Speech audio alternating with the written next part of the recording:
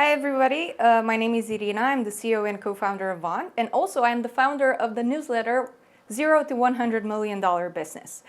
And today, my first guest is Vlad Andriescu, who is the editor-in-chief at Start-up.ro, and he's here with us to discuss about the ecosystem, how we can work better with the press, and also what a startup founder should do in his journey and how to work with the media. Welcome.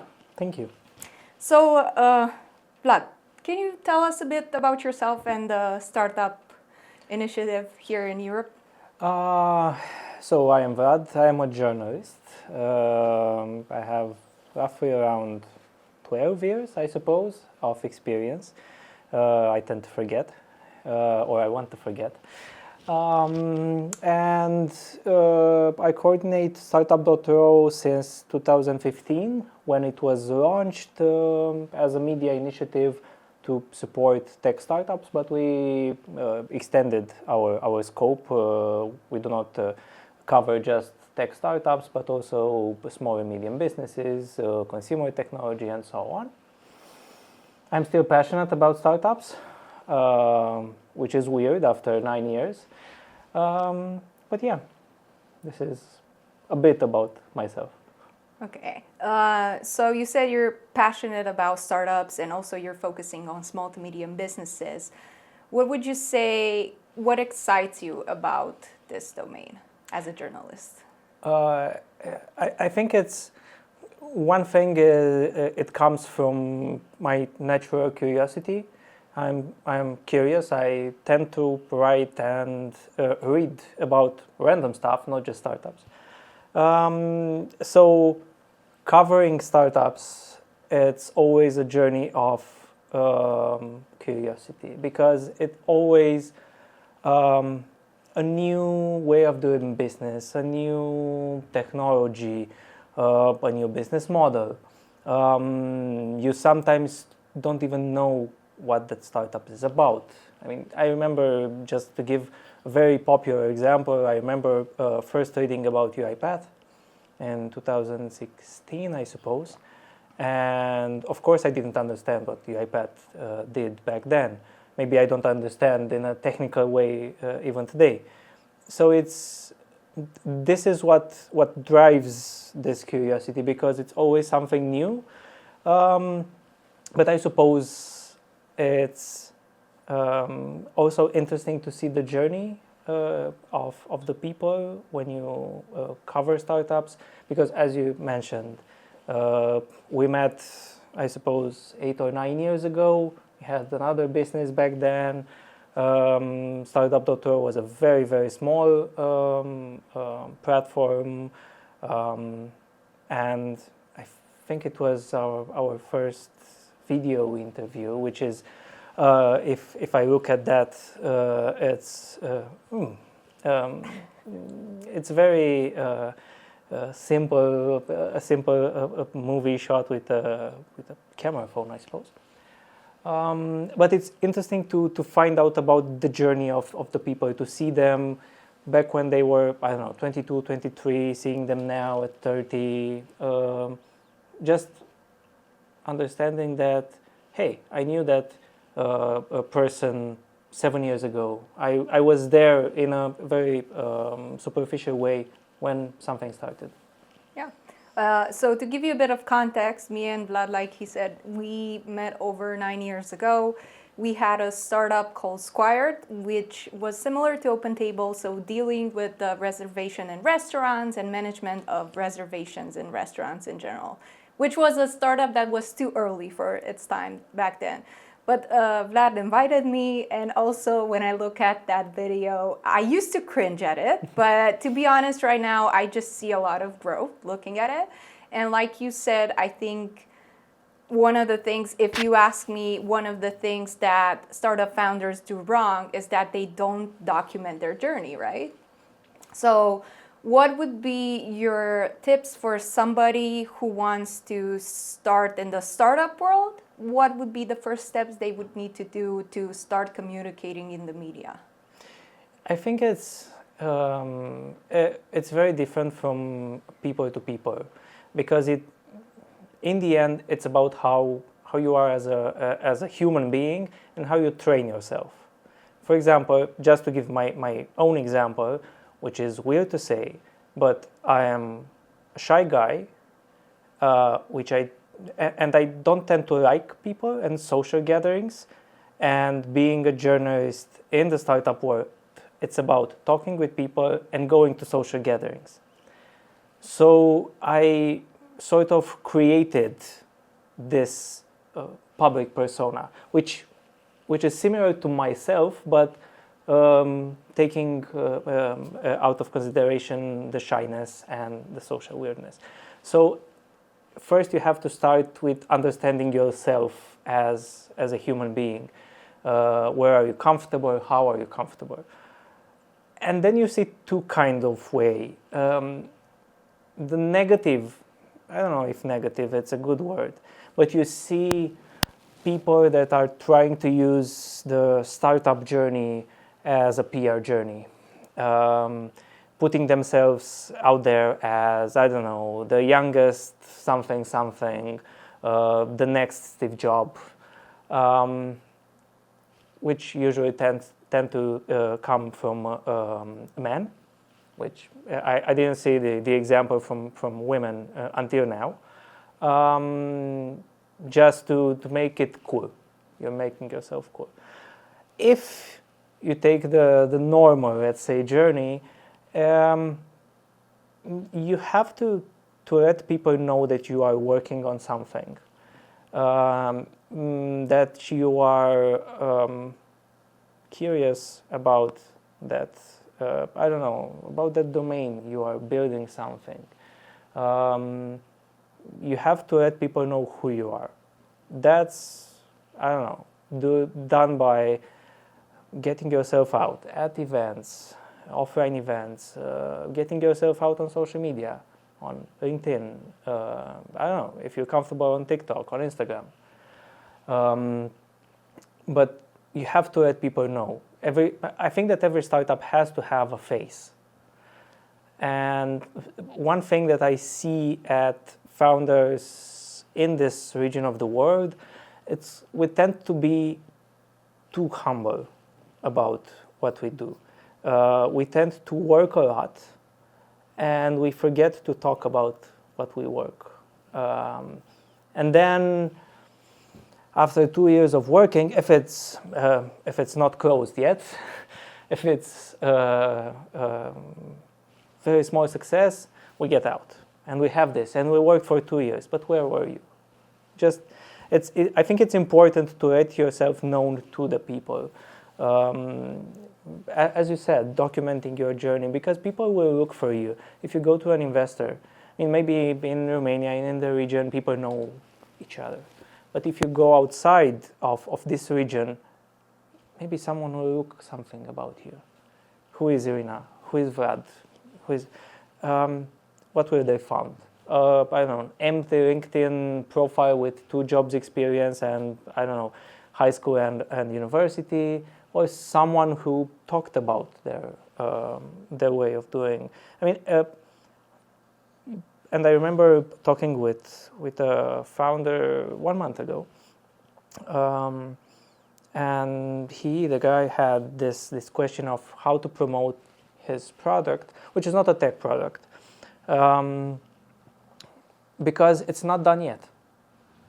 And I said to him, just try to document this journey of, it's hard to build something. It's okay to put yourself out there and say, it's hard to do this. I need experts from this field. Just try to talk about that journey. It's important, and we tend to be ashamed of talking about things that are not finished. Maybe school taught us this way. But it's okay to document a work in progress. I wanted to say what Vlad said, because we are guilty of that. When we first started working on Vaunt, we actually spent a lot of time on the product, and we started getting customers. We didn't talk a lot to the media, and it was a good and bad thing, because In our journey to scaling the company, we realized we wanted to pursue additional funding, not just bootstrapping. And people didn't know who we were. We had a huge customer base. Everybody in our specific niche knew us.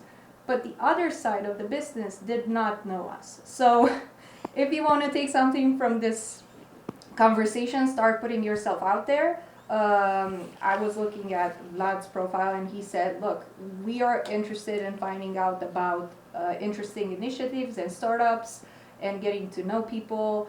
So don't wait out for the product to be perfect, just get it out in the world. There is this stigma around it that it needs to be perfect. I agree to it to some extent, depending on what type of product you're building, but you need to communicate as fast as possible, else you're gonna lose yourself along the way. And also, the second part, when you go outside the region, like we did, everybody will like to know who you are. And the numbers in your business it's not enough, because money can come and go the second day. I met with a founder who lost half of his recurring revenue in a day.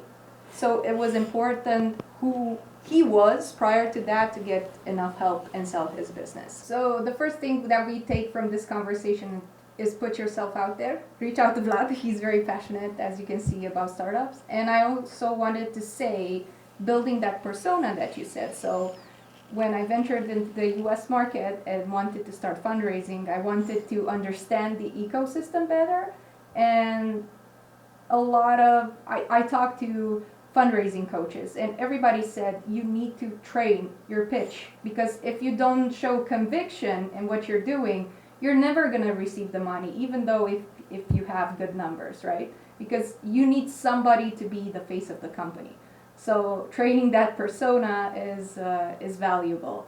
And coming to that, what would be your advice to train your persona? Let's say majority of startup founders, as I see them in our region, are generally engineers, especially if we refer to tech. So not very, let's say, PR or media trained, right? With their personal, let's say, views around the world and how things should go, that the product should be perfect, and the product will market itself. So how would you advise to build that persona in their favor? I mean, just to start with a small detour, imagine that there are thousands of founders. Maybe they are not doing the same product as you, maybe they are not doing it as good as you, but they are thousands of people talking about that with investors, with people around.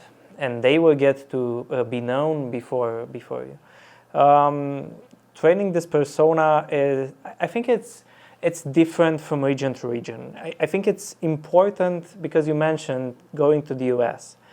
And when you go to the US from this region, you understand that people are talking very differently. And I'm not saying this, talking with an accent and so on and so forth. No. It's about that passion. Which we tend, maybe in the region, to see it as cringe. You see a founder from the US talking about a product, everything is amazing, awesome, his day is amazing. I remember a saying from Matej Psata from Blindspot, what does a founder from the US say one day before committing suicide? I feel awesome and my product is doing so good. Sorry for being a bit weird and negative. But you have to be different personas. Look at founders from the US and see how they talk about their product, how they put their excitement out there. Maybe it's not you, it's okay, but you are still passionate about that product that you build. So try to be to see how people are putting themselves out. Because maybe if you come as a Romanian founder, as a Bulgarian founder, at a pitch event in Bucharest or Sofia, and talk like you would talk in Silicon Valley, it would be maybe just a bit weird. It's not going to be bad. but maybe it's going to be weird. So you have to understand the audience, a bit more cynical here. But I think one thing is to try to train your pitch a lot in different moments of your product. Train your pitch at the beginning, train your pitch when you have clients, train your pitch when you have revenue. It's always, it's gonna sound weird, but let's start the day by having a coffee, looking in the mirror, and train your pitch. Because if you stay in Bucharest or in the region, maybe you have the opportunity to pitch, 5, 10 times a month, maybe in a good month. But if you go to a bigger market and you want to get investors, maybe you have 10 pitches a day. You know better. Also, try to speak with experts. I understand startups don't have money, and it's okay. They can have friends. They can have other founders that can help. With this media training in the end, how to talk to the media, how to talk at the pitch. It's a bit different. Maybe you don't want at the pitch. Maybe you want to be more buzzwordy. With the media, try to be more contained with your information. But it's okay to find people that know this business and can help you. And the most simple fact is just look at, decks, pitches, and so on, just to understand how people are talking about their products. I saw simple products presented amazing. 2 months ago, I've been to Austin, to South by Southwest conference, and I was approached randomly on the street by people pitching me their products. I wasn't their audience, so that was a mistake, but they wanted to tell me about their product, and they managed in 5 minutes. That's awesome. That's a great practice. So if you want to practice your pitch, another thing that a friend of mine did, she's originally from Colorado. She posted on LinkedIn publicly that she finished her pitch deck and she would like to do a pitch practice, and she threw a Calendly there, and she had the whole week full with people wanting to look at her deck, including investors. And there was another person on Twitter who just said, look, I'm busy, we're a small team, these are our numbers in our deck. If you're interested in coming to a round, just sign up here. And he closed the round in 3 days or something like that. So a lot of things like this can happen. I think just to, because I remember being at a pitch event some months ago, what I see, and I'm hopeful, is that the younger generations of founders, and when I say young, I'm talking about people at 16 years old, which I saw on the stage, are better at doing this than if you are 30. Yep. They don't have any issue in presenting. I hope they will remain the same when life happens. Absolutely, 100%. So we met 9 years ago, and we had another startup back then. How do you think you've changed, and how do you see us changing?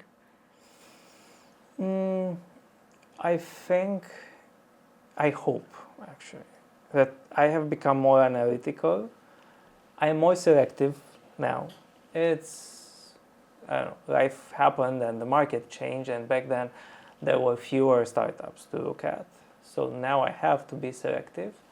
I don't take the buzzwords, I'm not as hungry for buzzwords as I was back then, but I hope, actually, it's the thing that I want every single day when I wake up, not to be too cynical about things. We are not in the business of doing investigations and deep dives, which is great, but I cannot do it. I don't know how to do it. we are in the business of startups, and I try to be positive with a pinch of critic,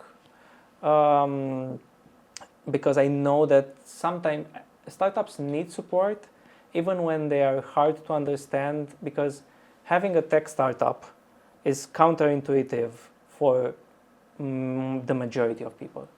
It's when everybody says about that mom test, if your mom understands what you're doing, maybe she understands what you're doing, but she will not understand the business model, because startups have the most counterintuitive business model. You don't make money, you make a small amount of money back then, you have years of maybe paying yourself the smallest amount of money, you take money from investors and spend them, and you have millions of dollars in your account, but you cannot touch them. So it's counterintuitive. How you changed yourself, or yeah, how you see us from like I don't know, this relationship with like PR, and what you've seen about us, and the fact that we weren't out. I think that which I think I saw as you are more opinionated, which is a very good thing. You're putting yourself out, and I don't know. I don't remember how I found out about the first startup. We were at Innovation Labs. You were at Innovation Yes. Labs. So yeah, at an event.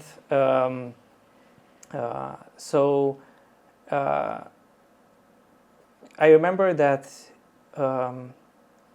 you were somehow humble in a negative way, almost fearful of what you're gonna say, how you're gonna say. I think, and you can confirm this, that the experience of building, having a startup, not making it work, launching a new one, and so on, trained you for how the market is. And I think that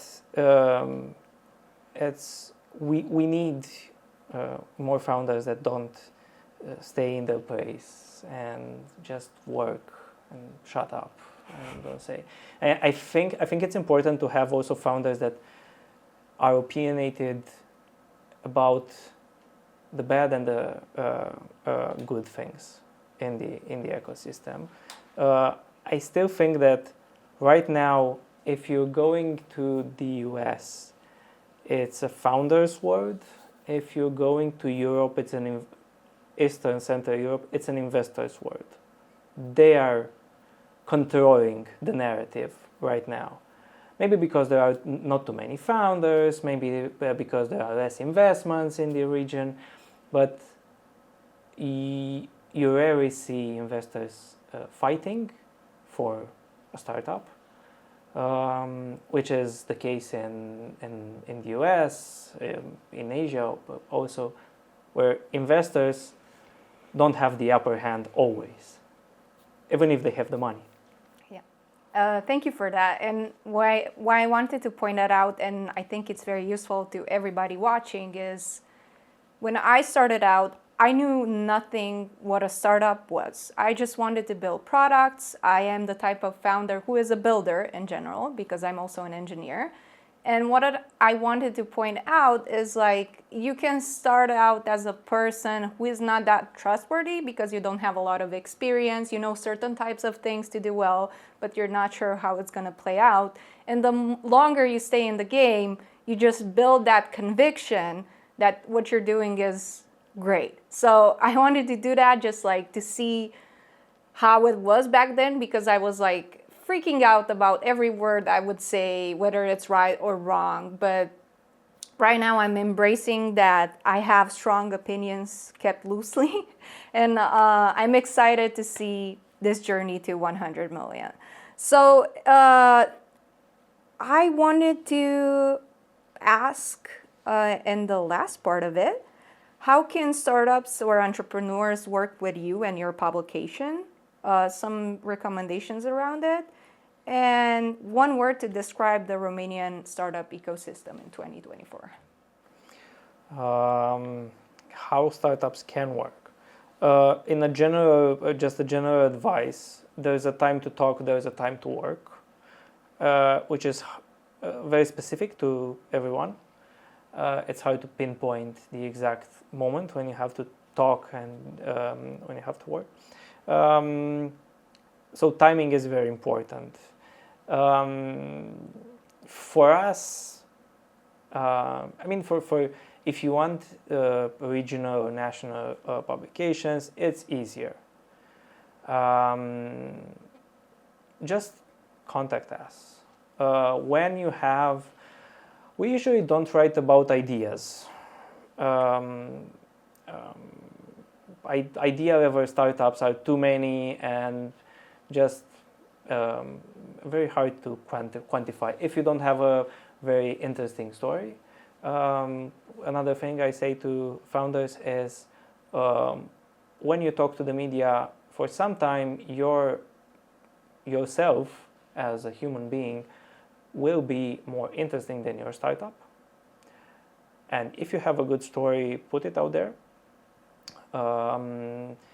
But if you are a startup at the MVP level, looking for a seed investment, and want to put the story out there, just contact us. And usually journalists from the region are open to write about startups. The landscape changed a bit because it's some years ago. It was easier to communicate also with the mass media, which is, I don't know, mainstream, about startups, because they were a weird thing, a curiosity. Nowadays it's harder if you want to reach, I don't know, a national television or a national newspaper website. Right now it's more complicated, but it's a good way of putting yourself out there. How do you do it? It's a very small, and I don't want to say, how important are we? It's like contacting an investor. We don't have the money, but you have to convince the journalist to write about you. Not in not using many words, but just what is the startup doing? Why is different? Why maybe your story as a founder it's interesting? Why we should write about you? And yeah, it's an exercise in convincing people in the end, which can be good, which can be, it's just a very small thing. Just try to identify people you like in the ecosystem. Maybe you don't like me. Maybe you like one of my colleagues from Start-up.ro. It's amazing.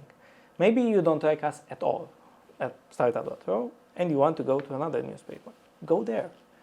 You have to find also a very small tribe of people you are trusting in the media, because otherwise it's like every time shooting, you're like a World War II bomber. Scary, but not so efficient. Just try to be a sniper when doing a media relationship. Identify the journalists you like, you respect, and talk to them. Maybe offer them, as you would do with an investor, some from time to time some updates about what you are doing, and not expecting something, not expecting an article, but yeah, we reached this milestone and we're very proud. Maybe it's going to be an interesting story.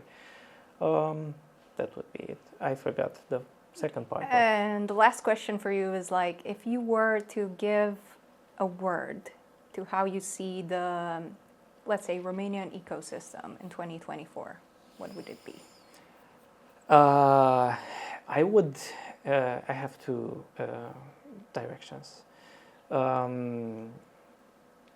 Because I will use an expression used by my colleagues at Start-up.ro, Oana Koshman and Florin Kașută, which did a documentary movie last year about the evolution of the ecosystem in the last 33 years.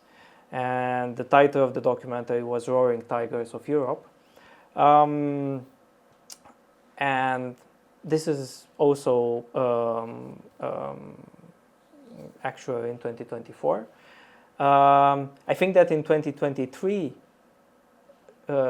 we weren't roaring, sorry for the word, which is complicated for me, so much. But nowadays, 2024, it comes with a bit of excitement because there are a lot of funds, talking about an investor word, there are a lot of funds launching this year. We have Game Ventures, Gapminder, which in total there are $120 million in Romania. So it's excitement, and I expect a beehive this year, because 2024, 2025, 2026, there are going to be years of writing about new investments in early stage startups. And after that, it's going to be a period of silence because everybody will work and try to develop and reach the next milestone. Yeah. Yeah, definitely it seems like it's a great signal for the region, especially for our country. We have a lot of talent here. So I'm very excited for the next 10 years and excited to catch up again in the next 9 years. So thank you so much. Thank you. I'll leave their publication, their documentary, and their newsletter, because if you're based in Romania, they have a weekly, I think. Is it weekly? We have a daily, a weekly, and a monthly newsletter, but I recommend the weekly and the monthly. Awesome. So you better sign up and see, because they not only have local startup news, but I saw you touch points on regional, international, so that would be very useful. So thank you.